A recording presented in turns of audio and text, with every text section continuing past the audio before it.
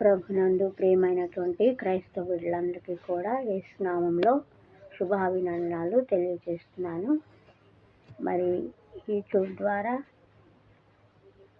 ఈ విధంగా మీ ముందుకు వచ్చి యేసు ప్రభు యొక్క పరిచర్యలో చిన్న పాత్రగా వాడబడుటకు, సువార్తను ప్రచురించుటలో, కీర్తనలతో ఆయన్ని స్తుతించుటకు మరి యూట్యూబ్ ద్వారా మీ ముందుకు వచ్చింటుండగా క్రైస్తవ బిడ్డలారా, మరి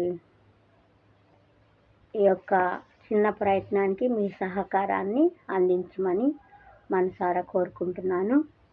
మొదటగా ఆంధ్ర క్రైస్తవ కీర్తనల నుండి మొదటి పాట ద్వారా కాలములను, సృష్టిని, సకలమును కలుగజేసినటువంటి సృష్టికర్త అయిన యెహోవా దేవునికి స్తుతి చెల్లిస్తూ ఈ పాట ద్వారా మరి దేవునికి స్తుతి చెల్లించుకొని తద్వారా వాక్యంలోనికి వెళ్దాం. అన్ని కాలంబులనున్న యెహోవా నిన్నెన్నా తరంబాయో కన్న తండ్రి, ఉమా కన్న తండ్రి. వన్నేకెక్కిన మోక్షవాసాళి సన్నుతు లున్నతమయ్యుండ మున్నే నీకు. అన్ని కాలంబులనున్న యెహోవా నిన్నెన్నా తరంబాయో కన్న తండ్రి, ఉమా కన్న తండ్రి. నిన్ను ప్రకటన చేయ నిఖిలాలోకములను పన్నుగా చేసిన బలుడవీవే. ఉన్నలోకంబులనుడుగాక కరుణ సంపన్నతతో నేలు ప్రభుడవీవే. అన్ని జీవులనెరిగి ఆహారమిచ్చుచు నున్న సర్వజ్ఞుండవు నీవే. ఎన్న సఖ్యముగాక ఉన్న లక్షణముల సన్నుతించుటకు నే చాలుదునా. అన్ని కాలంబులనున్న యెహోవా నిన్నెన్నా తరంబాయో కన్న తండ్రి, ఉమా కన్న తండ్రి. పుట్టింపని వంచు, పోషింపని వంచు, గిట్టింపని వంచు కీర్తింతును. వట్టి పానికి మాలినట్టి మానవుల చేపట్టి రక్షింప బాధ్యుండవంచు. దట్టమైన కృపను దరిచేర్చనకిచ్చి పట్టాయి నిలచియుండు ప్రభుడవంచు. కట్టడ చేగడ ముట్టుదనుకునా పట్టు కొలది నిన్ను ప్రస్తుతింతు. అన్ని కాలంబులనున్న యెహోవా నిన్నెన్నా తరంబాయో కన్న తండ్రి, ఉమా కన్న తండ్రి. కారుణ్యనిధి నీవు, కఠినాత్ముడను నేను, అతి పరిశుద్ధుడవీవు పాపి నేను. సారా భాగ్యుడవీవు జగతిలో నాకన్నా, దరిద్రుడే లేడు తరచి చూడా. సారా సద్గుణముల సంపన్నుడవు నీవు, ఘోర దుర్గుణ సంచారి నేను.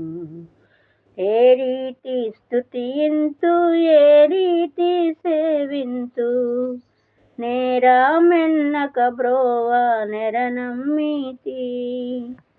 అన్ని కాలంబులనున్న యెహోవా నిన్నెన్నా తరంబాయో కన్న తండ్రి, ఉమా కన్న తండ్రి. హల్లెలూయా. మరి కాలములను సకల సృష్టిని కలుగు చేసినటువంటి యెహోవా దేవుని త్రిత్వమును గుర్చి, సృష్టి ఆరంభమును గుర్చి ఈ దినము మరి తెలుసుకొనుటకు బైబిల్ నుండి దేవుడిచ్చినటువంటి నడిపింపు చేత వాక్యంలోనికి వెళ్దాం. ఆదియందు దేవుడు భూమి ఆకాశములను సృజించెను. భూమి నిరాకారముగాను శూన్యముగాను ఉండెను. చీకటి అగాధ జలములపై కమ్మి ఉండెను. సృష్టి యొక్క క్రమమును దేవుడు ఎట్టి రీతిగా కలుగజేసినాడో మరి ఆది కాండంలో మనము తెలుసుకొనవచ్చు. భూమి ఆకాశములను సృజించినటువంటి దేవుడు భూమి శూన్యముగాను నిరాకారముగాను ఉన్నప్పుడు ఆయన సృష్టిని కలుగు చేసినట్లుగా మనము తెలుసుకుంటున్నాం. అటు రీతిగానే మరి దేవుని ఆత్మ భూమి నిరాకారంగా శూన్యముగా ఉంటున్నప్పుడు మరి సృష్టిని కలుగు చేయుటకు తన తలంపును కలిగి ఉన్నటువంటి వాడై తన అనాది కాల సంకల్పం చొప్పున మరి సృష్టిని కలుగు చేయాలనేటువంటి తలంపుతో మొదటి దినమున మరి పగటిని చీకటిని చేయడము, మరి వెలుగుకు పగలనియు చీకటికి రాత్రి అనియు పేరు పెట్టడం, అది మొదటి దినమున యెహోవా దేవుడు సృష్టి క్రమంలో జరిగించినటువంటి క్రియ.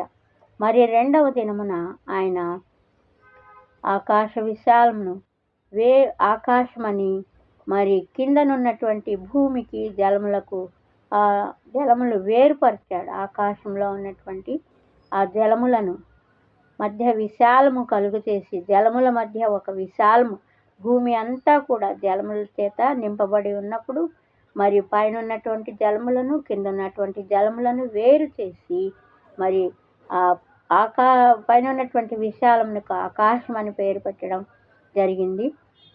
నీటి జలములను ఆకాశ జలములను వేరుపరిచి మరి రెండవ దినమును పూర్తి చేసినట్లుగా మనం చూస్తున్నాం. ఆ విశాలమునకు ఆకాశమని దేవుడు పేరు పెట్టినట్లుగా మనము చూస్తున్నాం. మరి దేవుడు ఆకాశము క్రిందనున్నటువంటి జలములన్నిటినీ కూడా ఒక చోట చేరినట్లుగా ఆజ్ఞ ఇచ్చినప్పుడు ఆ జలములన్నీ ఆయన ఆజ్ఞకు లోబడి సముద్రములుగా ఏర్పడటం, మరి ఆరిన నేల జలములే కాకుండా ఆరిన నేల కనబడుగాక అని దేవుడు పలికినప్పుడు ఆ జలములన్నిటినీ ఒక చోట కూర్చి ఆరిన నేలను కూడా దేవుడు కలుగు చేసినట్లుగా మరి అట్టి రీతిగానే మరి ఫలవృక్షములను ఆయా జాతుల ప్రకారము విత్తనములు ఇచ్చి ఫలవృక్షములను ఆయా జాతి ప్రకారము మరి గడ్డి వృక్షములను అన్నిటినీ కూడా ఆయన మొలిపించటం జరిగింది. అది మంచిదైనట్లుగా దేవుడు చూస్తున్నాడు. తాను సృష్టించినటువంటి సృష్టి మొత్తము కూడా మంచిగా ఉన్నట్లు దేవుడు చూస్తున్నాడు. మరి అస్తమయమును ఉదయమును ఫలవృక్షములతోటి మరి సృష్టిని నింపినప్పుడు మరి మూడవ దినమును పూర్తి చేయడం జరిగింది. అలాగనే మరి ఇందాక మనం పాటలో పాడుకున్నట్లుగా అన్ని కాలంబుల్లో ఉన్నటువంటి దేవుడు ఇదిగో ఈ యొక్క 14వ వచనంలో ఆది కాండం 1వ అధ్యాయం 14వ వచనంలో దేవుడు పగటిని రాత్రిని వేరుపరిచినట్లు ఆకాశ విశాలమందు జ్యోతులను కలుగును గాక అనియు మరి సూచనలను కాలములను దిన సంవత్సరములను సూచించుటకై అవి ఉండును గాక అని పలికినప్పుడు అట్టి రీతిగా జరిగినట్లుగా మనము చూస్తున్నాం. మరి ఆ ఆకాశ విశాలమందు 3 జ్యోతులను 2 జ్యోతులను పగటి నేలుటకు 1 జ్యోతిని మరి రాత్రి నేలుటకు రెండవ జ్యోతిని 2 పెద్ద జ్యోతులను ఆయన కలుగు చేశాడు. మరి రాత్రిని ఏలుటకు చిన్న జ్యోతిని పగటిని ఏలుటకు పెద్ద జ్యోతి, సూర్యచంద్రులు వాటిని మనము సూర్యచంద్రులుగా పిలుచుకుంటున్నాము. అటు రీతిగానే నక్షత్రములను కూడా ఆయన కలుగు చేసినట్లుగా మనము చూస్తున్నాము. భూమి మీద వెలుగిచ్చుటకు పగటిని రాత్రిని ఏలుటకు వెలుగును చీకటిని వేరుపరచుటకును దేవుడు ఆకాశ విశాలమందు వాటిని ఉంచెను. అది మంచిదైనట్లు దేవుడు చేస్తున్నటువంటి ప్రతి పని కూడా మంచిదైనట్లుగా ఆయన మరి తలంచుకొని మరి దానిని అట్టి రీతిగా నిర్మిస్తూ వచ్చాడు. మరి అట్టి రీతిగానే అస్తమయమును ఉదయమును కలుగగా 4 దినములు సంపూర్తి అయినవి. అలాగే మరి సముద్రముల దగ్గరికి వస్తే మరి ఆ సముద్రములలో సంచరించేటువంటి ప్రతి ఒక్క జీవిని కూడా, చేపలను, మరి అలాగే తిమింగలములను, పెద్ద వాటిని, చిన్న వాటిని అన్నిటినీ కూడా ఆ నీటిలో తాను సృష్టించడం జరిగింది. పుట్టించి మహామత్స్యములను, జీవము కలిగించి వాటన్నిటినీ దాని జాతుల ప్రకారము రెక్కలు గల ప్రతి పక్షిని కూడా ఆయన సృష్టించాడు. అది మంచిదైనట్లు దేవుడు చూడడం, మనం అనుకున్నట్లుగా, మనం ధ్యానిస్తున్నట్లుగా మరి మొదటి దినము నుండి 5వ దినం వరకు కూడా తాను చేసినటువంటి సృష్టి అంతా కూడా ఆయన మంచిదైనట్లుగా, ఆయన దృష్టిలో, ఆయన తలంపులలో మంచిది ఆయన నిర్మించడం జరిగిందనమాట. అట్లాగే అస్తమయమును ఉదయమును కలుగగా 5వ దినము ఆయన. ఈ రీతిగా ఒక్కొక్క దినము దేవుడు మరి సృష్టిని అంతా కూడా మరి కలుగజేసి 6వ దినము దగ్గరికి వచ్చేసరికి మరి భూమిని ఆయా జాతుల ప్రకారం ఇదిగో 26వ వచనంలో మన స్వరూపమందు మన పోలిక చొప్పున నరులను చేయుదము అని తనతో ఉన్నటువంటి దూతలతో కూడా సంభాషించుకొని మరి మనమందరినీ కూడా ఆయన సృజించినట్లు, ఆయన రూపములో, ఆయన పోలికలో మనల్ని అందరినీ కూడా సృజించినట్లుగా ఈ 1వ అధ్యాయం, ఆదికాండం 1వ అధ్యాయము మరి 26వ వచనంలో మనము గ్రహించగలుగుతున్నాము. అట్లాగే సృజించటము కాకుండా మరి వీటన్నిటి మీద అధికారమును కూడా ఆయన సృజించినటువంటి నరునికి కలుగు చేసి ఆజ్ఞ ఇస్తున్నాడు. ఏమనంటే, స్త్రీని పురుషునిగాను వారిని సృజించి దేవుడు వారిని ఆశీర్వదించాడు. ఎట్లంటే, మీరు ఫలించి అభివృద్ధి పొంది విస్తరించి భూమిని నిండించి దానిని లోబరుచుకొనుడి. సముద్రపు చేపలను, ఆకాశ పక్షులను, భూమి మీద ప్రాకు ప్రతి జీవిని ఏలుడని దేవుడు వారితో చెప్పెను. దేవుడు ఇదిగో భూమి మీదనున్న విత్తనములిచ్చు ప్రతి చెట్టును, విత్తనములిచ్చు ప్రతి వృక్ష ఫలము గల ప్రతి వృక్షమును మీకు ఇచ్చి ఉన్నాను. అవి మీకు ఆహారమగును. భూమి మీద నుండి జంతువులన్నిటికీ, ఆకాశ పక్షులన్నిటికీ, భూమి మీద ప్రాకు సమస్త జీవులకును పచ్చని చెట్లన్నీ ఆహారమగునని పలికెను. ఆ ప్రకారం ఆయన దేవుడు తాను చేసినది యావత్తును చూచినప్పుడు అది మిక్కిలి బాగుగా నుండెను. అస్తమయమును ఉదయమును కలుగగా 6వ దినము ఆయను. మరి ఆయన ఈ సృష్టిని అంతటిని కూడా 6 దినములలో పూర్తి చేసి 7వ దినమున తాను విశ్రమించినట్లుగా మనం 2వ అధ్యాయము మొదట్లో మనం గ్రహించగలుగుతాం. 2వ అధ్యాయము ఒకసారి చూద్దాం. ఆకాశమును భూమియు వాటిలోనున్న సమస్తమును సంపూర్తి చేయబడను. దేవుడు తాను చేసిన తన పనిని 7వ దినములోగా సంపూర్తి చేసి తాను చేసిన తన పని అంతటి నుండి 7వ దినమున విశ్రమించెను. కాబట్టి దేవుడు ఆ 7వ దినమున ఆశీర్వదించి పరిశుద్ధపరచెను. ఏలయనగా దానిలో దేవుడు తాను సృజించిన పని అంతటి నుండి విశ్రమించెను. తన సృష్టి క్రమం అంతటి నుండి కూడా ఆయన మరి 7వ దినమున విశ్రాంతి తీసుకున్నట్లుగా మనము గ్రహించగలుగుతాము. వీళ్ళారా, మరి సందర్భమునకు తగినట్లుగా అన్ని కాలములో ఉన్నటువంటి యెహోవా, అన్ని లోకములను సృజించినటువంటి యెహోవా, అన్ని జీవులను ఎరిగి ఆహారం ఇచ్చుచున్నటువంటి యెహోవా, మరి తనను ప్రకటించటానికి, నిన్ను ప్రకటన చేయటానికి నిఖిల లోకములను పన్నుగా చేసినటువంటి, పన్ను అంటే మనము మన నోట్లో ఉన్నటువంటి పండ్లతో మనం ఏం చేస్తాం? మాటలు మాట్లాడతాం. మరి నిన్ను ప్రకటన చేయ నిఖిల లోకములను పన్నుగా చేసినటువంటి బలుడవి ఇవే.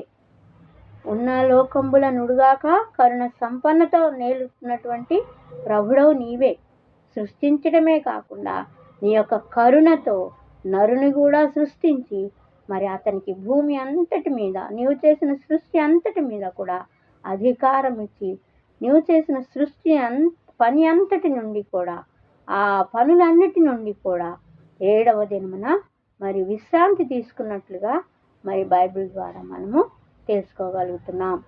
మరి మరి క్రైస్తవులందరికీ కూడా ప్రామాణిక గ్రంథము ఏది అంటే బైబిలే.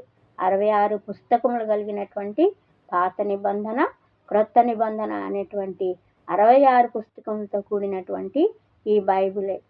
మరి నేను ఈ వీడియోని మొదలు పెడుతున్నప్పుడు మొదటి నుండి దేవుని యొక్క సృష్టిని మొదటి నుండి కూడా మరి మీకు తెలియజేస్తూ దేవుని యొక్క నడిపింపుతోటి, దేవుని యొక్క తలంపులతోటి మీతో పంచుకోవాలని ఆశపడుతూ మరి ఇట్టి రీతిగా ఈ యొక్క ఆది కాండము నుండి మరి మొదలు పెట్టడం జరిగిందనమాట. మరి ఈ దినమున ఇంకొంచెం ముందుకు వెళ్ళి దేవుని యొక్క సృష్టిలో ఉన్నటువంటి క్రమమును, ఆయన విశ్రాంతి తీసుకున్నటువంటి క్రమమును, మరి సృష్టించినటువంటి నరులను అటు రీతిగా ఆయన ఒంటరిగా విడిచిపెట్టలేదు. వాళ్ళ పోషణ కొరకై ఒక ఏదైనా వనాన్ని సృష్టించినట్లుగా మరి మనము 2వ అధ్యాయంలో చూస్తున్నాం. దేవుడైన యెహోవా నేలమంటితో నరుని నిర్మించి వాని నాసికారంధ్రములలో జీవవాయువును ఊదగా నరుడు జీవాత్మ ఆయను. దేవుడైన యెహోవా మరి తూర్పున ఏదెనులో ఒక తోట వేసి తాను నిర్మించిన నరుని దానిలో ఉంచెను. ఆయన ఒంటరిగా నరుని విడిచిపెట్టలేదు. ఆయనను స్తుతించడానికి మరి మనం పాడినటువంటి పాటలో నిన్ను ప్రకటన చేయ, నిన్ను ప్రచురింప చేయటానికి ఈ నరులందరినీ మరి సృష్టించినటువంటి దేవుడు. నిన్ను ప్రకటన చేయ, ఈ లోకంలో ఉన్నటువంటి మనుషులందరూ కూడా దేవునిని స్తుతించడానికి ఆయన ఏర్పరచుకున్నట్లుగా మనము నిఖిల లోకములలో ఉన్నటువంటి, నిఖిల లోకములు అంటే అన్ని లోకములు ఉన్నటువంటి, భూమి మీద ఉన్నటువంటి, భూమిపై ఉన్నటువంటి, భూమి క్రింద ఉన్నటువంటి లోకములన్నీ కూడా ఆయనను స్తుతించడానికి ఆయన ఏర్పరచుకున్నట్లుగా నిన్ను ప్రకటన చేయ నిఖిల లోకములను పన్నుగా చేసుకున్నావు. మరి పన్ను అంటే డైరెక్ట్గా పన్ను కాదు, కానీ మరి నరుల నోటి మాటలతోటి ఆయన స్తుతించబడాలని, మనం మాట్లాడడానికి అవసరమైనటువంటిది ఏంటి, మన యొక్క భావాలను తెలియజేయడానికి అవసరమైనటువంటి నోటి ద్వారా మనం దేవుని స్తుతించాలని ఆయన సంకల్పించి నరుని యొక్క నాసిక నేల మంటితో నరుని నిర్మించి ఆయన నాసికారంధ్రములలో జీవవాయువు, ఆయన యొక్క జీవమును మనలో ఉంచడం జరిగింది. మనము సృజించబడలేదు. మరి 100వ దావీదు కీర్తనలో అట్టి రీతిగా ఆయనే మనను సృజించెను, ఆయనే మనలను పుట్టించినటువంటి దేవుడు. మనం ఆయన ప్రజలము, ఆయన మేపు గొర్రెలము అని చెప్పినట్లుగా మరి 100వ కీర్తనలో మనము తెలుసుకుంటాం. మరి ఆయన సృజించి నరుని ఒంటరిగా విడిచిపెట్టలేదు ప్రియులారా. మరి ఏదైనా వనాన్ని సృష్టించడం జరిగింది. మరి వాళ్ళకి ఏమాత్రము కూడా కష్టము కలగకుండా మరి ఆ ఏదైనా వనంలోనే ఒక నదిని మరి ఆ తోటనంతటిని ఫలింప చేయటానికి ఆ తోట మధ్యలోనే ఒక నదిని కూడా ఆయన దాని చుట్టూ మరి అది నీరు ఉంటేనే పంటలు మరి సమృద్ధిగా ఫలిస్తాయి. అట్టి రీతిగా ఫలించి అభివృద్ధి పొందటానికి అని చెప్పేసి ఆయన అక్కడే ఒక నదిని కూడా సృష్టించడం జరిగింది. ఆ నది మరి శాఖోపశాఖలుగా యూఫ్రటీస్ వరకు ఏదైనా తోటను తడిపేది ఒకటి, మరి మిగిలిన శాఖల్లో ఆయా ప్రాంతాల్లో హవీలా అనేటువంటి అదే ప్రాంతానికి, హవీలా దేశమునకు మరి ఇంకా చూసినట్లయితే ఆ తోటను తడుపుటకు ఏదెన్లో నుండి ఒక నది బయలుదేరి అక్కడి నుండి చీలిపోయి 4 శాఖలాయను. మొదటి దాని పేరు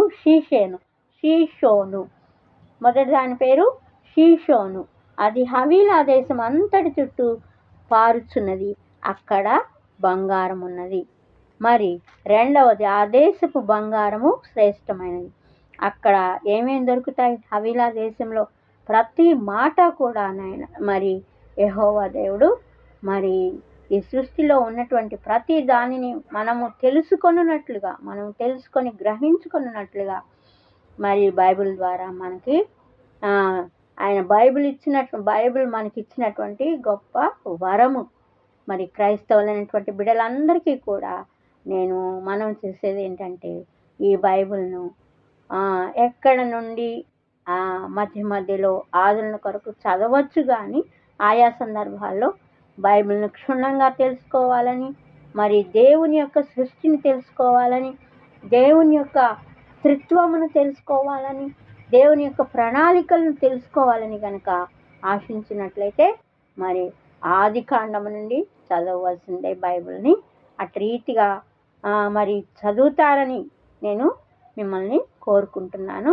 మరి బైబిల్లో మీకు అర్థమవుతూనే ఉంటుంది.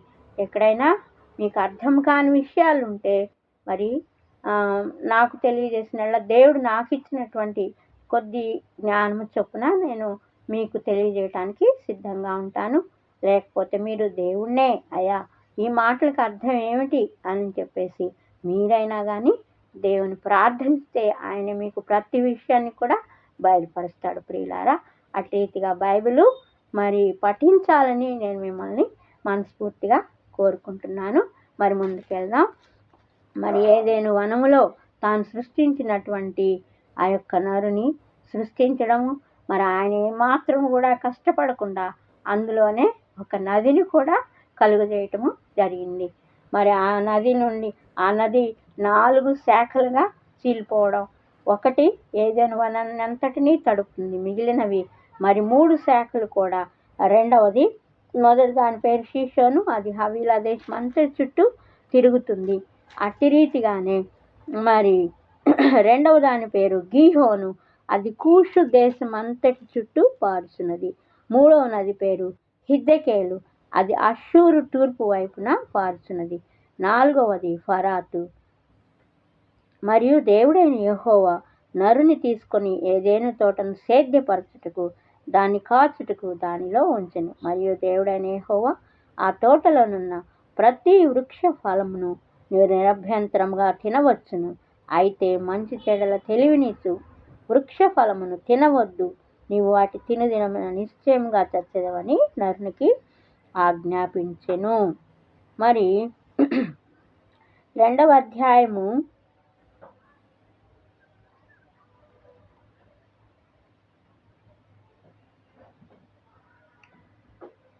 లో 2వ అధ్యాయంలో 9వ వచనం కనుక మనం గ్రహించినట్లయితే, దేవుడైన యెహోవా చూపునకు రమ్యమైనదియు ఆహారమునకు మంచిదినైన ప్రతి వృక్షమును తోట మధ్యను ఉంచెను. జీవవృక్షమును అంటే జీవవృక్షమును మంచి చెడ్డల తెలివినిచ్చు వృక్షమును నేల నుండి మొలిపించును. 9వ వచనంలో 2వ అధ్యాయము 9వ వచనంలో మనం కనుక గమనించినట్లయితే, మరి మంచి చెడ్డల తెలివినిచ్చేటువంటి జీవ వృక్షమును కూడా మొలిపించి ఆ మాటని ఈ అధ్యాయము చివరలో మరి ఆదాముకి తెలియజేస్తున్నాడు. ఏమనంటే, నేను ఈ తోటలోనే మంచి చెడ్డల తెలివినిచ్చేటువంటి ఒక వృక్షాన్ని నాటాను, దాన్ని మీరు తినవద్దు, నువ్వు తినవద్దు, అప్పటికి ఇంకా అవ్వమ్మ సృజించబడలేవు, నీవు తినవద్దు, నీవు తినుదినమున నిశ్చయముగా చనిపోతావు అని చెప్పేసి మరి ఆదాముకి ఆజ్ఞ ఇవ్వటం, సెలవివ్వడం జరిగింది. అయితే మరి ముందుగా మీకు అందరికీ బైబిల్ చాలా వరకు తెలిసిందే. అయినా కానీ మరి మొదటి నుండి దీన్ని క్రమంగా చదువుకోవాలనేటువంటి ఉద్దేశంతో క్రమంగా దీనిలోని అంశములు మరొకసారి మనమందరం జ్ఞాపకం చేసుకోవాలని. బైబిల్ యొక్క గొప్పతనం ఏమిటంటే, మరి ఎన్నిసార్లు మనం దాన్ని ధ్యానిస్తున్నా అది ఏ రోజుకి ఆ రోజు నిత్య నూతనముగా ఉంటుంది. కనుక తిరిగి దేవుడు మరి నాకు ఇచ్చిన ప్రేరణను బట్టి మరి ఎప్పటి నుండో నాకు సంకల్పం ఉన్నది. అది ఈ దినమున ఇటు రీతిగా మరి యూట్యూబ్ ఛానల్ ద్వారా మీ అందరి ముందుకి వచ్చి ఇటు రీతిగా దేవుని మాటలను, బైబిల్ను మరి మీతో పంచుకోవడానికి దేవుడు నాకు ఇచ్చినటువంటి అవకాశాన్ని బట్టి ముందుగా దేవునికి వందనాలు చెల్లిస్తున్నాను. మరి ఇది మరి సహకరిస్తున్నటువంటి ప్రతి వారికి కూడా వందనాలు తెలియజేస్తున్నాను. దీన్ని చూచడం ద్వారా, దీన్ని గ్రహించడం ద్వారా మేలు పొందాలని ఆశిస్తున్నాను. అట్టి రీతిగా మీ సహకారాన్ని కూడా తెలియజేస్తారని నమ్ముతున్నాను ప్రియులారా. మరి దేవుడు ఆజ్ఞ ఇచ్చిన తరువాత మరి అప్పటి వరకు అన్నిటినీ తీసుకొచ్చి చూడటం జరిగింది. ఆదాము ఒక్కడే ఉన్నాడు. ఆయన సృజించిన వాటన్నిటినీ ఆయన ప్రక్కన పెట్టి చూడటం జరిగింది. కానీ ఏది కూడా ఆయనకు సాటిగా అనిపించలేదు.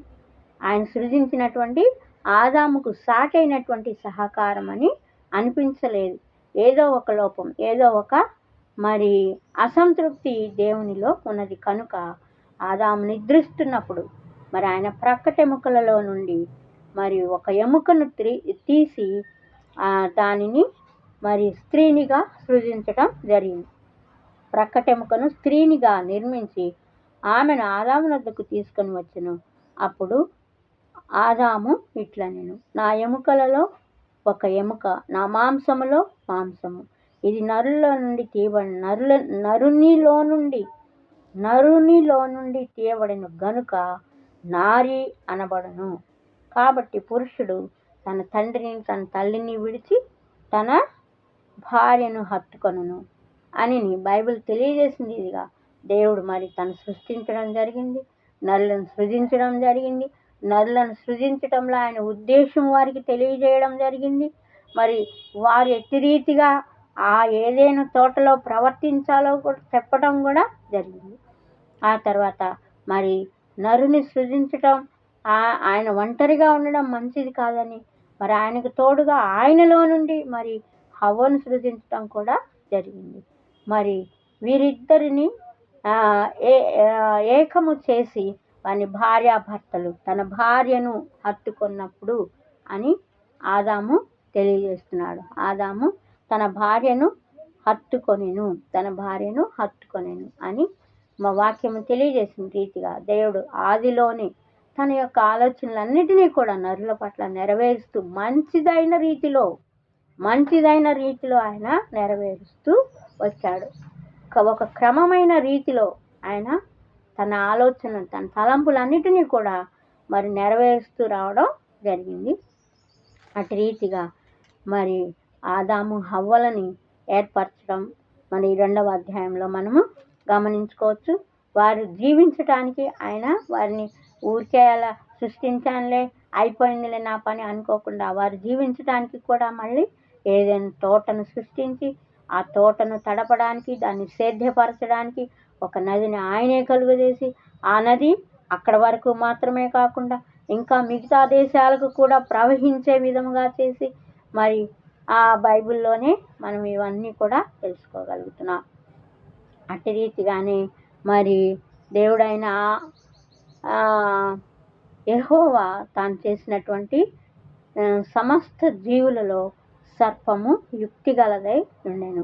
ఒకసారి మరి యూదా పత్రికను కనుక మనం చూస్తే ఈ సర్పము ఎవరు, ఏమిటైనదని మీకు అందరికీ తెలిసిన విషయాలే ప్రియులారా.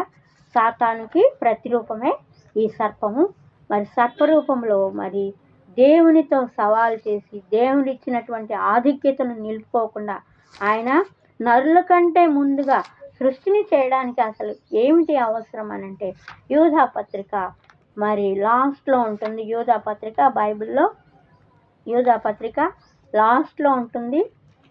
ప్రకటన గ్రంథానికి ముందుగా ఉండేటువంటి ఒకే ఒక అధ్యాయంతో కూడినటువంటి పత్రిక యూదా పత్రిక. యూదా పత్రికలో చాలా స్పష్టంగా దేవుడు మరి ఈ యొక్క మాటను మనకి తెలియచేస్తున్నాడు. యూదా పత్రికలో యూదా పత్రిక 1వ అధ్యాయము 5వ వచనము, ఈ సంగతులన్నీ మీరు ముందటనే ఎరిగి ఉన్నను, నేను మీకు జ్ఞాపకము చేయగోర్చున్నది ఏమనగా, ప్రభు ఐగుప్తులో నుండి ప్రజలను రక్షించినను వారిలో నమ్మకపోయిన వారిని తరువాత నాశనము చేసెను. ఇది బైబిల్లో వచ్చేటువంటి ఇశ్రాయేల్ గురించి మనం ముందు తెలుసుకోబోతున్నాము. అయితే ప్రస్తుతము మరి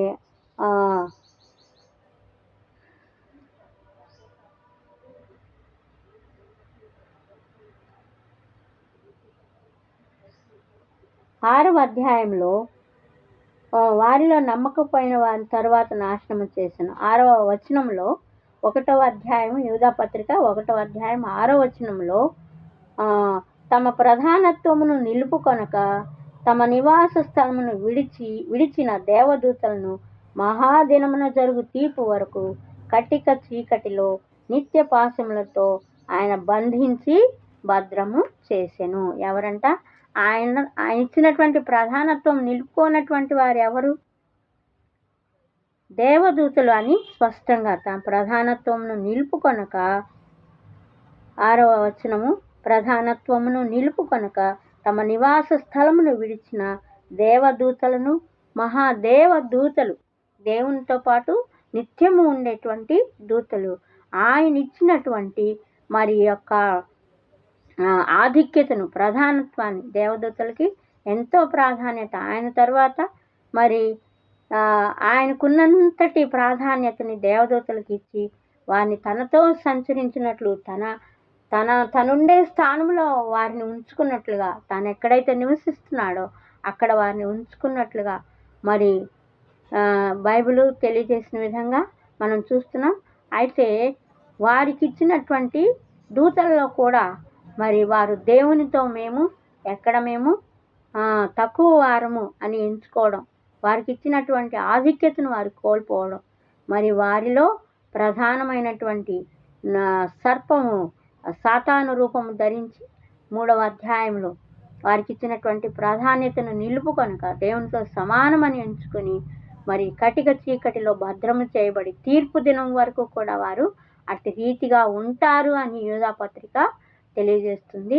ఆ దూతలు ఎవరైతే దేవునితో గర్వించినటువంటి వారు ఉన్నారో, దేవునికి సాటి చేసుకున్నటువంటి వారు ఉన్నారో, వారందరూ కూడా మరి దేవుని యొక్క ఉగ్రతకు లోనై కటిక చీకటిలో ఒక చీకటి గదిలో బంధించబడి ఉన్నట్లుగా మరి వాక్యం ద్వారా మనము గ్రహించగలుగుతాము.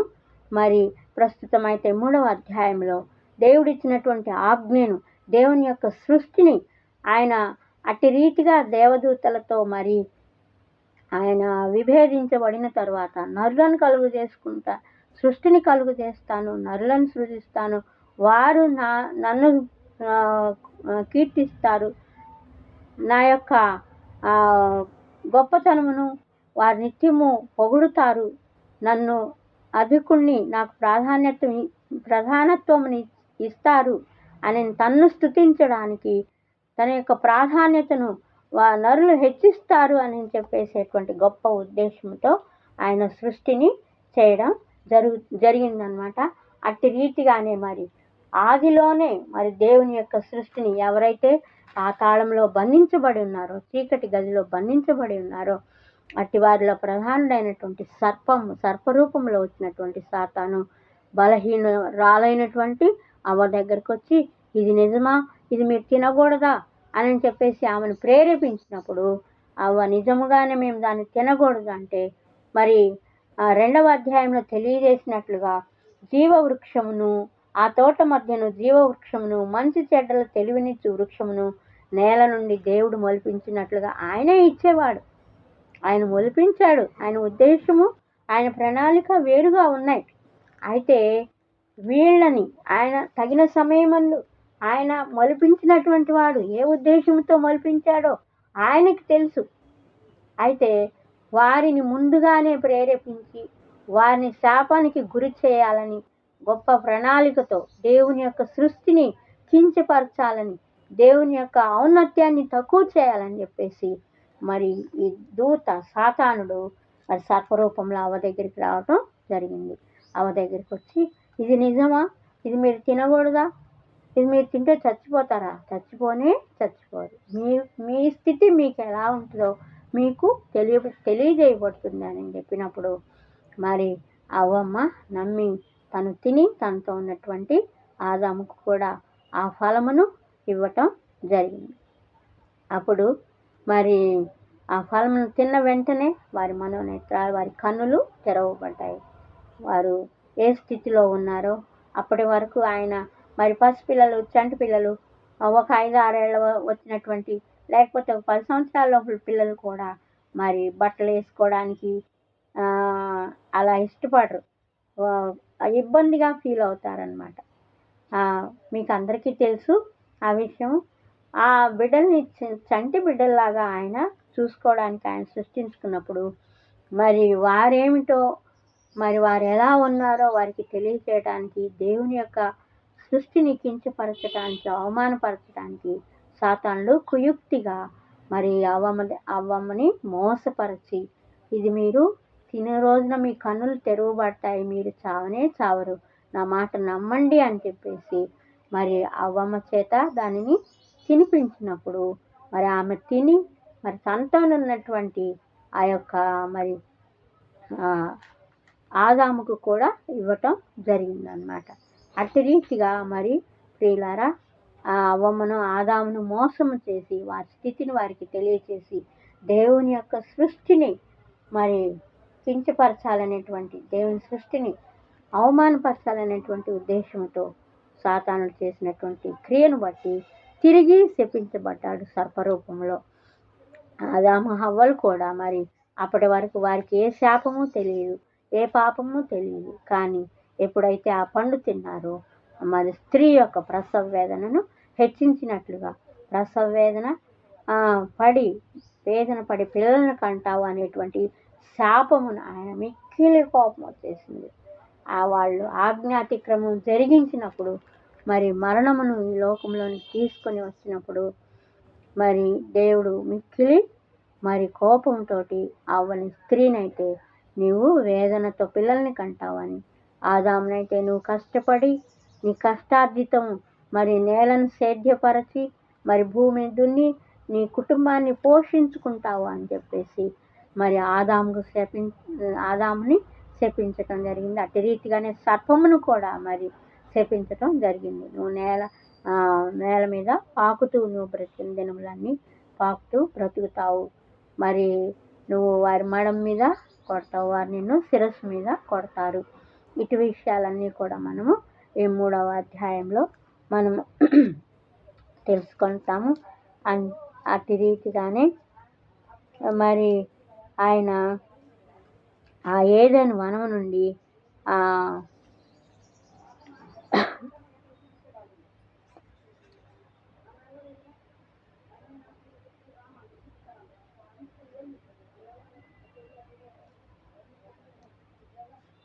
మరణము, నువ్వు మంటి నుండి తీయబడ్డావు కనుక తిరిగి మన్నైపోతావు.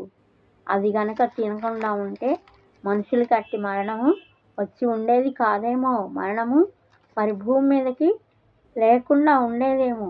ఆయన ప్రణాళికలో ఆయన ఎట్టి రీతిగా దేవుని జ్ఞానము మనం తెలుసుకోలేము, దేవుని యొక్క తలంపులు ఉద్దేశములు మనము గ్రహించలేము. కానీ ఆయన శాపానికి గురైనప్పుడు దేవుడు నువ్వు మన్నే కనుక తిరిగి మన్నై వంటికి చేరతావు అని, మరణమును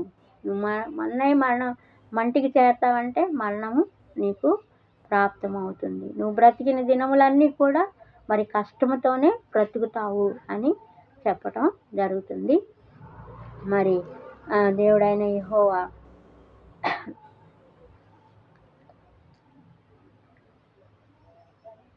ఏదైనా తోటలో నుండి మరి ఏ తోట అయితే ఎవరి కోసమైతే తాను సృష్టించాడో వారు చేసినటువంటి అవిధేయతను బట్టి ఆ తోట నుండి మరి వాళ్ళని పంపివేయటం జరిగింది. ఆ మాటను 3వ అధ్యాయం 13వ వచనంలో మనము తెలుసుకోగలుగుతాము. దేవుడైన యెహోవా అతడు ఏ నేల నుండి తీయబడనో దానిని సేద్యపరచుటకు ఏదెను తోటలో నుండి అతనిని పంపివేసెను. అప్పుడు ఆయన ఆదామును వెళ్ళగొట్టి ఏదెను తోటకు తూర్పు దిక్కున కెరూబులను జీవవృక్షమునకు పోవు మార్గమును కాచుటకు ఇటు అటు తిరుగు ఖడ్గజ్వాలలను నిలువపెట్టెను. ఆ వృక్షము దగ్గరికి ఇంకెవ్వరూ వెళ్ళకుండా ఉండేటట్లుగా మరి ఏదైనా ఆదాము హవ్వల్ని ఏదైనా తోట నుండి మరి మీ బ్రతుకు మీరు బ్రతకండి, మీకు తెలిసిపోయింది కాబట్టి భూమిని సేద్యపరచుకొని మీ కష్టార్జితాన్ని మీరు అనుభవిస్తూ నువ్వు పిల్లల్ని కంటూ ప్రసవ వేదన పడుతూ పిల్లల్ని కంటూ మీ జీవితాన్ని, ఎంతో శ్రేష్టమైనటువంటి జీవితాన్ని మరి వారు కోల్పోయినట్లుగా మనము చూస్తున్నాము. ఆ తోట నుండి, ఏదైనా తోట నుండి వాళ్ళు మరి యెహోవా దేవుని చేత వెళ్ళగొట్ట వెళ్ళగొట్టబడినటువంటి వారుగా మనము చూస్తున్నాము. ఆ తోటకి మళ్ళీ తిరిగి ఆయన కెరూబులను కావలిగా ఉంచటము, మరి ఆ వృక్ష ఫలము దగ్గర అగ్ని ఖడ్గ జ్వాలలను నిలవబెట్టడము జరిగింది. 4వ అధ్యాయంలో కనుక చూస్తే ఆదాము యొక్క సంతాన క్రమం. ఆదాముకి మొదటి సంతానము అయినటువంటి కయ్యనుని కంటము జరిగింది. దేవుని యొక్క యెహోవా దయ వలన, దేవుడు అనడం లేదు, వారికి తెలుసు వారి దేవుడు యెహోవా అని.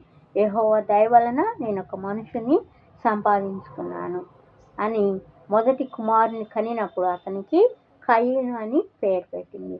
అతని తర్వాత అతని తమ్ముడైనటువంటి హేబేలును కూడా ఆమె కనడం జరిగింది. కయ్యను నేలను సేద్యపరిస్తే మరి హేబేలు గొర్రెల కాపరిగా ఉన్నట్లుగా మనము చూస్తున్నాము. మరి వారి యొక్క అర్పణలను ఏ విధంగా దేవుడు స్వీకరించాడో కూడా ఈ యొక్క 4వ అధ్యాయంలో మనము తెలుసుకోగలుగుతాం. హేబేలు మరి గొర్రెల కాపరిగా ఉన్నప్పుడు తన యొక్క మరి గొర్రెల మంద నుండి శ్రేష్టమైనటువంటి వాటిని తీసుకొని దేవునికి శ్రేష్టమైన అర్పణను, పవిత్రమైన అర్పణను దేవునికి అర్పించడం జరిగింది. కొవ్వినటువంటి గొర్రె పిల్లలను తీసుకొని వచ్చి అర్పించడం వలన ఆ అర్పణను దేవుడు అంగీకరించాడు, ఆనందంతో స్వీకరించాడు.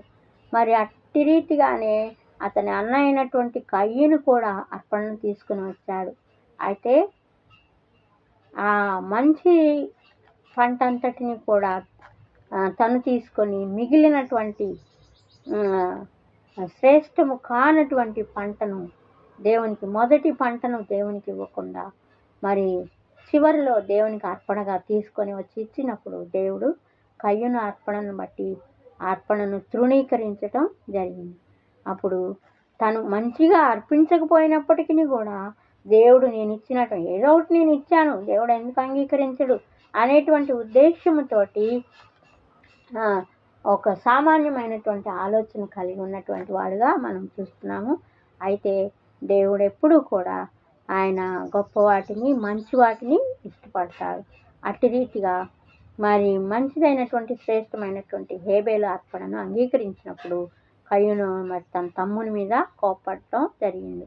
ఏంటి, దేవుడు నేను అర్పించినటువంటి అర్పణను ఎందుకు సంతోషించకుండా నా తమ్ముడు ఇచ్చినటువంటి అర్పణను బట్టి సంతోషించాడు అని చెప్పేసి చాలా కోపగించినటువంటి వాడై మరి పొలం దగ్గరికి వెళ్ళి అతని తమ్ముని మీద పడి జరిగించినటువంటి క్రియ మనకందరికీ తెలుసు. ఎంతో కోపము, ఎంతో అక్కసు, ఎంతో ద్వేషము, చిన్న పని, మంచి పని చేయకుండా తను చేసినటువంటి చిన్న పనిని బట్టి మరి యెహోవా దేవుని అంత కోపం వచ్చేసింది. దేవుడు నా అర్పణను స్వీకరించలేదని తమ్ముడిని చంపేంతగా కోపం వచ్చింది. అప్పుడు దేవుడు ఒకే మాట అడుగుతాడు, కయ్యను ఎందుకు నీ ముఖం చిన్నబుచ్చుకున్నావు? నువ్వు సత్క్రియను చేసిన ఎడల, నాకు ఈ మాట చాలా ఇష్టమైంది, నువ్వు సత్క్రియను చేసిన ఎడల నీ ముఖమును ఎత్తుకొనవా అని అంటాం. ఇదిగో ఇది 5వ వచనము, 4వ అధ్యాయం 5వ వచనంలో కయ్యను అతని అర్పణను ఆయన లక్ష్య పెట్టలేదు కాబట్టి కయ్యను మిక్కిలి ఆగ్రహము వచ్చి అతడు తన ముఖము చిన్నబుచ్చుకొనగా యెహోవా కయ్యను చూసి, నీకు ఆగ్రహమేలా, ముఖము చిన్నబుచ్చుకొని ఉన్నావేమి? నీవు సత్క్రియ చేసిన ఎడల సంతోషముగా నుందువు కదా, సత్క్రియ చేయని ఎడల వాకిట పాపము పొంచి ఉండును, నీ ఎడల దానికి వాంఛ కలుగును, నీవు దానిని ఏలుదువు. కాబట్టి సత్క్రియ, నీ మనస్సు, నీ క్రియ మంచిగా లేదు కయ్యను. ఎందుకు నీ అర్పణను బట్టి తృణీకరించలేదేమో దేవుడు, కయ్యను యొక్క హృదయాన్ని బట్టి తృణీకరించాడేమో.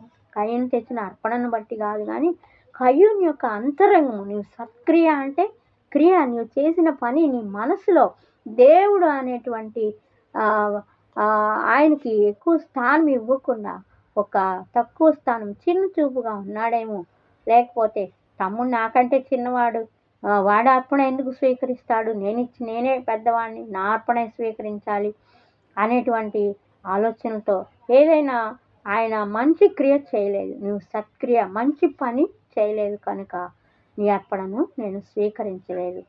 దాన్ని బట్టి నీ వాకిట పాపము పొంచి ఉంటుంది, నీ ఎడల దానికి వాంఛ కలుగుతుంది, నీవు దానిని ఏలుదువు అని చెప్పటం జరిగింది. ప్రియులారా, మరి మనము కూడా ఇక్కడ ఒక చిన్న మాటను జ్ఞాపకం చేసుకుందాం. మన క్రియలు మంచి పనులుగా దేవుడు మరి సృష్టి క్రమం అంతటిలో ఒక మాట అది మంచిదైనట్లు, అది మంచిదైనట్లు, అది మంచిదైనట్లు ప్రతిసారి తాను సృష్టించినటువంటి ప్రతిసారి కూడా అది మంచిదైనట్లు, అది మంచిదైనట్లు మంచిదానిని సృజించి దేవుడు నరులకు ఇచ్చాడు. కానీ మరి మనుష్యుడు సృష్టి ఆరంభంలోనే మనుషుడు కయ్యూను ఏదో ఒకటి అన్న తక్కువ ఉద్దేశంతో దేవుని చూడడం జరిగింది. ఆయన సత్క్రియ చేయలేదు కనుక మరి దేవుడు అతని అర్పణను అర్పించినా కూడా అంగీకరించలేదు. కయ్యూను కూడా అర్పించాడు, కానీ దేవుడు అతని అర్పణను అంగీకరించలేదు. హేబేలు అర్పణను అంగీకరించాడు. ప్రియులారా, నీవు సత్క్రియను చేసినడలా నీ ముఖము చిన్నబుచ్చుకొనే పని ఉండదు.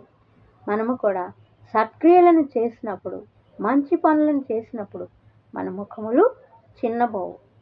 మనకి తెలుసు, మన అంతరంగంలో మనకి మనసాక్షి అని ఒకటి ఉంటుంది. మనం ఎలా ఉన్నాం, ఏం పని చేస్తున్నాం, మన పనులు ఎలా ఉన్నాయి, మన క్రియలు ఎలా ఉన్నాయి.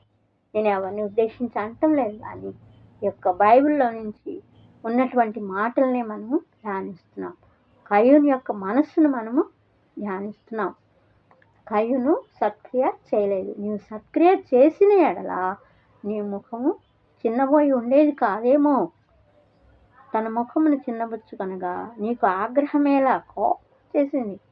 మంచి పని చేయకపోగా మళ్ళీ కోపం వచ్చేసింది తమ్ముడి మీద, దేవుని మీద. తన అర్పణను స్వీకరించలేదని దేవుని మీద కోపం వచ్చేసింది. నీ అర్పణ నువ్వు సత్క్రియ, నీకు ఆగ్రహమేలా, ముఖము చిన్నబుచ్చుకొని ఉన్నావేమి. నీవు సత్క్రియను చేసిన ఎడల సంతోషముగా నుండు కదా. కయ్యూను, నేను నీ అర్పణను స్వీకరించలేదని కాదు, నీ పని మంచిదై ఉన్నప్పుడు నువ్వు సంతోషంగా ఉండేవాడు, కానీ నీ క్రియ సత్క్రియ కాదు అని దేవుడు కయ్యూనుతో మాట్లాడడం. అటు రీతిగానే మరి తన తమ్ముని చంపిన విధానాన్ని బట్టి నీ తమ్ముడేడి అంటే మళ్ళీ మాట్లాడుతున్నాడు. నా తమ్ముడికి నేను కావలా పెట్టావా, నేను కావలి వాడినా, నా తమ్ముడికి నేను కావలి వాడినా. ఎంత అక్కసు దేవుని మీద. నా తమ్ముడికి తను చేసినటువంటి అప్పటికే తను హత్య చేయడం జరిగింది. ఈ ముఖము చిన్నబుచ్చుకున్నామే. అప్పుడు అతని మనసులో చెడ్డ ఉద్దేశాన్ని గ్రహించాడనమాట. ఆయన మనసు సరిగ్గా లేదు. నీ ముఖము చిన్నబుచ్చుకున్నావేంటి, నీ సత్క్రియలు లేవు, నీ ఆలోచనలు మంచిగా లేవు అని చెప్పేసి కయ్యూనుతో మాట్లాడటం జరిగింది. మరి హేబేలు అర్పణను అంగీకరించాడని మరి ఆ తర్వాత దేవుని చేత ప్రశ్నించబడినటువంటి వాడుగా మనం చూస్తున్నాము. అటు రీతిగానే మరి దేవుడు మాట్లాడిన తర్వాత హేబేలు తోటలో ఉంటే, పొలంలో ఉన్నప్పుడు తన తమ్ముని చంపడం జరిగింది. అక్కసు, తమ్ముని మీద కసి, ద్వేషం, పగ, చిన్న పనికే చంపేంత కోపం, చంపేసి మళ్ళీ అది తెలియకుండా దాచిపెట్టేంత కోపం, దాచిపెట్టేంత ఏమంటారు, కపటమా, దాన్ని ఏమంటారు, దాచిపెట్టేంత తన తప్పును దాచిపెట్టుకునేంత కపటము. కప్పేసి ఏమి తెలియనట్టు ఇంటికి వస్తే మళ్ళీ మాట్లాడుతున్నాడు దేవుడు, విడిచిపెట్టడు, మళ్ళీ మాట్లాడుతున్నాడు. నీ తమ్ముడైన హేబేలు ఎక్కడున్నాడు అంటే, నా తమ్ముడికి నేనేమన్నా కాపలానా, నా తమ్ముడికి నన్ను కాపలా పెట్టావా అంటే, కయ్యూను, నీ తమ్ముడైన హేబేలు రక్తము నేల నుండి నాకు మొరపెట్టుచున్నది, నేల నుండి హేబేలు రక్తము మొరపెడుతుందంట యెహోవాకి. రక్తం అంటే ప్రాణమునకు సాదృశ్యం. నీ తమ్ముడైన హేబేలు రక్తము నేల నుండి నాకు మొరపెట్టుచున్నది అని అంటే అందును బట్టి మరి ఒకసారి కయ్యూనుతో మాట్లాడడం జరిగింది. నీ తమ్ముడైన హేబేలు ఎక్కడున్నాడు అంటే, నా తమ్ముడికి నేను కాపలా వాడినా కాదు కదా అని దేవునితో మాట్లాడినప్పుడు, నిన్ను బట్టి నిన్ను మరొకసారి శపిస్తున్నానని చెప్పేసి దేవుడు మరి కయ్యూనును శపించడం జరుగుతుంది. ప్రియులారా, మరి నరుని యొక్క హృదయాలోచనలు ఇక్కడి నుండి చెడ్డవని దేవుడు మనకు ఈ వాక్యం ద్వారా తెలియజేస్తూ వస్తున్నాడు. నీ తమ్ముడైనటువంటి హేబేలు రక్తము భూమి నుండి నాకు మొరపెడుతుంది. మరి నీవు శిక్షకి, శాపానికి మరి పాత్రుడు అని చెప్పేసి కయ్యూనుని మరి శపించటం జరిగింది. నువ్వు ఒక దగ్గర శపింపబడిన వాడవు. నీవు నేలను సేద్యపరిచినప్పుడు అది నువ్వు కష్టపడతావు, కానీ దాని సారం నీకు ఉండదు. దాని ఫలము భూమి, నువ్వు ఎంత కష్టపడ్డా భూమిలో పంట పండకపోతే ఏం ప్రయోజనం? అటు రీతిగా కయ్యూను శపించబడ్డాడు దేవుని చేత. మరి సారం ఇక మీద నీకు ఇయ్యదు, నువ్వు భూమి మీద దిగులు పడుతూ దేశమరువైన అందుకు కయ్యూను, నా దోష శిక్ష నేను భరింపలేనంత గొప్పది. నేడు ఈ ప్రదేశం నన్ను వెళ్ళగొట్టి ఈ సన్నిధికి రాకుండా వెలివేయబడి దిగులు పడుతూ భూమి మీద దేశమరు కావున నన్ను కనుగొని వాడేవాడు, వాడు నన్ను చంపునని యెహోవా అనగా, అందుకు యెహోవా అతను ఎవడైనా కయ్యూను చంపిన యెడల వాడికి ప్రతిదండన 7 అంతలు కలుగు. మళ్ళా అంత శపించిన ఆయన శిక్షించినటువంటి శిక్షణ అంతటినీ కూడా అంగీకరించాడు. అయ్యా, ఒప్పుకుంటున్నాను, నువ్వు శిక్షించావు, నేను ఒప్పుకుంటున్నాను, నేను వెళ్తున్నాను ఈ ప్రదేశం నుండి. దేశ సంచారిని దిగులు పడుతూ శాపముతో శపింపబడినటువంటి వాడిగా నేను వెళ్తున్నాను. అయితే మరి నేను వెళ్ళేటువంటి క్రమంలో నన్ను ఎవరైనా కనుగొంటే మరి నా స్థితిని బట్టి వాళ్ళు నన్ను చంపేస్తారేమో, దిక్కులేని స్థితిని బట్టి, ఎవరు లేని స్థితిని బట్టి నన్ను ఏమైనా చంపుతారేమో అంటే మళ్ళీ తిరిగి అతని మీద జాలి, దేవునికి దయ, కనికరం. ఎవరైతే నిన్ను చంపాలని చూస్తారో, నిన్ను చంపుతారో వాళ్ళ మీదకి 7 అంతల ప్రతిదండన నేను రప్పిస్తాను అని చెప్పడం జరిగింది. అటు రీతిగా మరి కయ్యూను కూడా దేవుని శాపము నొందినటువంటి వాడై తానున్నటువంటి ప్రదేశము నుండి వెళ్ళగొట్టబడిన వాడుగా మనము చూస్తున్నాం. ఈ క్రమంలో మరి కయ్యూను భార్య పిల్లల్ని కంటాం, హనోకును కంటాం.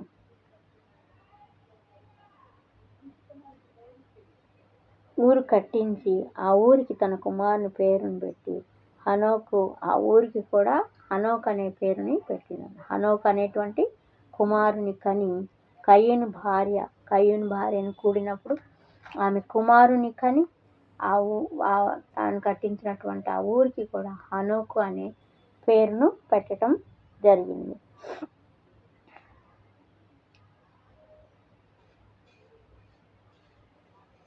మరి అటు రీతిగానే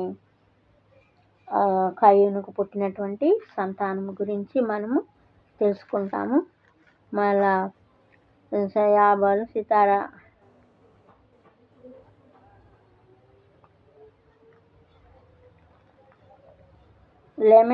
లెమెకు వరకు కూడా తన యొక్క సంతాన క్రమము వచ్చి ఉండటం జరిగిందనమాట. హేబేలు ప్రతిగా మళ్ళా ఆదాము అవ్వమ్మను కూడినప్పుడు హేబేలుకు ప్రతిగా దేవుడు నాకు మరి ఒక సంతానము కలుగజేసిన అనుకొని అతనికి షేతు అను పేరును పెట్టెను. మరియు షేతుకు కూడా కుమారుడు పుట్టెను, అతనికి ఎనోషు అను పేరు. షేతు కూడా మరి హేబేలు యొక్క స్థానంలో అంటే చిన్నవాడుగా పుట్టాడు. హేబేలు కూడా 2వ వాడే కాబట్టి మరి ఈ తర్వాత పుట్టినటువంటి షేముకు హేబేలు స్థానమును ఇవ్వటం జరిగింది. షేముకు పుట్టిన షేము కాదు, సారీ, హేబేలునకు ప్రతిగా దేవుడు నాకు మరొక సంతానం నియమించిన అతనికి షేతు అను పేరు పెట్టెను. మరియు షేతుకు కూడా కుమారుడు పుట్టెను. అతనికి ఎనోషు అని పేరు పెట్టడం జరిగింది. అప్పుడు అక్కడ యెహోవా నామమున ప్రార్థన చేయడము, ఒక బలిపీఠము కట్టి యెహోవా నామమున ప్రార్థన చేయడము ప్రారంభము అయినది అని బైబిల్ సెలవిస్తున్న రీతిగా, మరి ప్రియులారా, ఈ 4 అధ్యాయాలు ఆ తర్వాత 5వ అధ్యాయంలో కనుక మనం చూసినట్లయితే ఆదాము వంశావళి, ఆదాముకి ఎవరెవరు పిల్లలు కలిగారు, మరి నోవహు వరకు, ఆదాము నుండి నోవహు వరకు కూడా మరి వంశావళులు ఈ 5వ అధ్యాయంలో తెలియజేయడం జరిగింది. మీరు కనుక ఈ యొక్క వాక్యమును అనుసరిస్తున్నటువంటి వారుగా ఉన్నట్లయితే మీకందరికీ కూడా ఒక చిన్న మనవి, 5వ అధ్యాయంను రేపటి దినము ధ్యానించి ఆ వంశావళులన్నింటినీ తెలుసుకొని ఉండండి. తిరిగి రేపటి దినమున దాన్ని మరి ధ్యానిస్తూ ఇంకా ముందుకి వెళ్తాము. 5వ అధ్యాయం కూడా ధ్యానిస్తాము. 5వ అధ్యాయంతో పాటు మిగిలిన 5 ఇంకా ముందుకు వెళ్తూ మరి 10వ అధ్యాయం వరకు కూడా రేపటి ధ్యానం ఉంటుందని తెలియజేస్తున్నాను. మరి మీరందరూ కూడా ఈ వాక్యంను విని మరొకసారి బైబిల్లోని సంగతులను మరి గ్రహించుకుంటున్నారని, ధ్యానిస్తున్నారని నేను అనుకుంటున్నాను. అందులోని మర్మములను, సత్యములను తెలుసుకుంటున్నారని కూడా నేను అనుకుంటున్నాను. ప్రియులారా, మరి మరొకసారి తెలియజేస్తున్నాను, మీరు విన్నటువంటి ఈ వాక్య భాగంలో మీకేమైనా మరి సందేహాలు, ప్రశ్నలు ఉన్నట్లయితే నన్ను అడగవచ్చు. మా యొక్క అడ్రస్, ఫోన్ నెంబర్ అవన్నీ మీకు తెలియజేయబడుతున్నాయి కింద. అటు రీతిగా మరి ఫోన్ ద్వారా మమ్మల్ని సంప్రదించండి. ఈ దినము మరి ఈ వాక్య ధ్యానము ఇంతటితో ముగిస్తున్నాను. చిన్న ప్రార్థన చేసుకుంటూ ఈ ధ్యానాన్ని ముగించుకున్నాం. పరమందు ఆసీనుడు అయినటువంటి మా ప్రియ పరలోకపు తండ్రి, ఇదిగో ఈ మొదటి దినమున నాయన మీరు నాకు ఇచ్చినటువంటి ప్రేరణను బట్టి యూట్యూబ్ ద్వారా నాయన ఇదిగో నీ ప్రజలైనటువంటి వారితో మాట్లాడడానికి, నీ పిల్లలైనటువంటి వారితో మాట్లాడడానికి, కొద్దిసేపు వాక్యమును ధ్యానించడానికి మీరు ఇచ్చిన ఈ సమయమును బట్టి, అవకాశమును బట్టి మీకు వందనాలు, స్తుతులు, కృతజ్ఞతలు తెలియజేస్తున్నాను తండ్రి. అటు రీతిగా ఎవరైతే బిడలు మరి ఈ వాక్యమును నాయన విని ఉన్నారో అటు వారందరిలో కూడా ప్రభా మరి గ్రహించుకొనడానికి, వాక్య ప్రకారము జీవించుకొనడానికి కావలసినటువంటి ఆయా సహాయం దయచేయమని విన్నటువంటి బిడ్డలందరినీ కూడా దీవించి ఆశీర్వదించమని, వారి యొక్క ప్రతి అవసరంను మీ నామంలో తీర్చమని మనవల ప్రభువును ప్రియకుమారుడు రక్షకుడైనటువంటి యేసయ్య నామంలో అడిగి పెడుచున్నాను తండ్రి. ఆమేన్, ఆమేన్. మంచిది బిడ్డలారా, ముగిస్తుంది.